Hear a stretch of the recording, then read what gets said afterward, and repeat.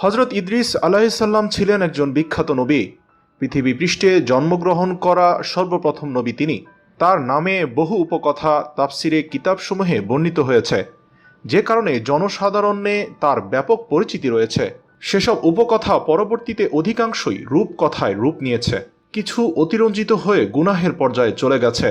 অথচ নবী ইদ্রিস আলাইহিসসালাম যে পৃথিবীতে বসবাসের নিমিত্তে অনেক জ্ঞান বিজ্ঞানের সূচনা করেছিলেন, সে ব্যাপারে আমরা অনেকেই অজ্ঞ।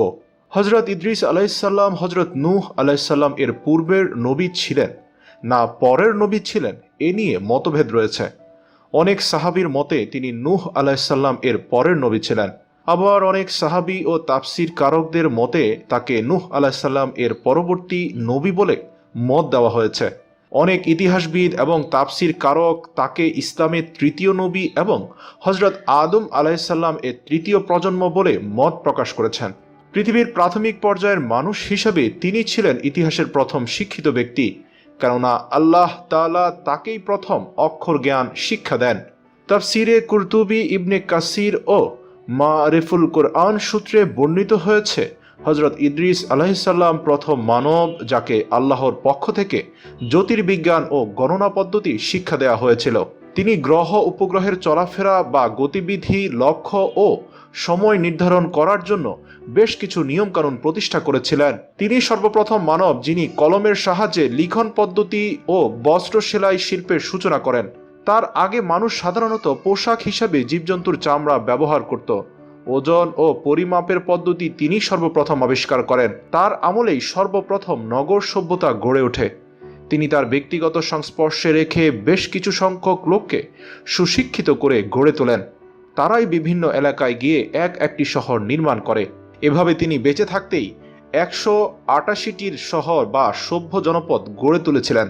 তিনি অত্যন্ত মেধাবী ও চিন্তাশীল ব্যক্তি ছিলেন। লোহা দ্বারা অস্ত্রশস্ত্র তৈরি পদ্ধতি আবিষ্কার ও তার ব্যবহার তার আমল থেকেই শুরু হয়। তিনি নিজস্ব পদ্ধতিতে অস্ত্র নির্মাণ করে কাবিল গোত্রের বিরুদ্ধে জিহাদ করেন। সর্বপ্রথম এসব নির্মাণগত উৎকর্ষ সাধনে কারণেই তাকে ইতিহাসের সর্বপ্রথম বিজ্ঞানী বলা হয়ে থাকে। ইদ্রিস আলাইহিসসালামকে নিয়ে আমাদের সমাজে অনেক ভুল উপকথার মধ্যে একটি হলো, আল্লাহর নবী ইদ্রিস আলাইহিসসালাম ছিলেন মালাইকুল মউতের আজরাইলের বন্ধু। ইদ্রিস আলাইহিসসালাম তার কাছে জান্নাত জাহান্নাম দেখানোর আবদার জানালে তিনি তাকে ঊর্ধ্ব আকাশে নিয়ে জাহান্নাম দেখালেন। জাহান্নাম দেখে ইদ্রিস আলাইহিসসালাম এত বেশি ভয় পেলেন যে বেহুশ হওয়ার উপক্রম হলেন। তখন মালাইকাল মাউত আপন ডানা দিয়ে তাকে আগলে নিলেন। তারপর তাকে জান্নাত দেখাতে নিয়ে গেলেন। জান্নাত দেখা হলো এবং মালাইকাল মাউত বললেন, চলেন চলে যাই। তিনি বললেন, কোথায় যাব? বললেন, যেখান থেকে এসেছেন সেখানে। তখন ইদ্রিস আলাইহিসসালাম বললেন, না, জান্নাতে প্রবেশ যখন করেছি এখান থেকে আর বের হব না। তখন মালাইকুল মউতকে গায়েব থেকে বলা হলো, তুমি কি তাকে জান্নাতে প্রবেশ করাওনি? জান্নাতে একবার যে প্রবেশ করে সে আর বের হয় না, বা তাকে আর বের করা হয় না। এরপর তিনি সেখানেই বসবাস করতে লাগলেন। এই বর্ণনাটি সম্পূর্ণরূপে ভিত্তিহীন, যদিও এটি বহুল প্রচলিত। এই বর্ণনার সনদে ইব্রাহিম ইবনে আবদুল্লাহ ইবনে খালেদ আল মিসিসি রয়েছেন। ইমাম জাহাবি রহমতুল্লাহ এই বর্ণনাকারী সম্পর্কে বলেন, এই ব্যক্তি একজন চরম মিথ্যাবাদী। তার বর্ণনায় যথেষ্ট মৌজু ও বানোয়ার বিষয়বস্তু রয়েছে।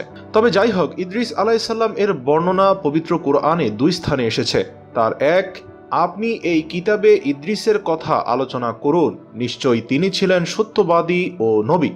আমি তাকে উচ্চ মর্যাদায় উন্নীত করেছিলাম। সূরা মরিয়ম আয়াত 56 এবং 57। এরপরে কোরআনের আরেক স্থানে বর্ণনা করা হয়, এবং ইসমাইল, ইদ্রিস ও জুলফিকলের কথা স্মরণ করুন, তারা প্রত্যেকেই ছিলেন সবরকারী।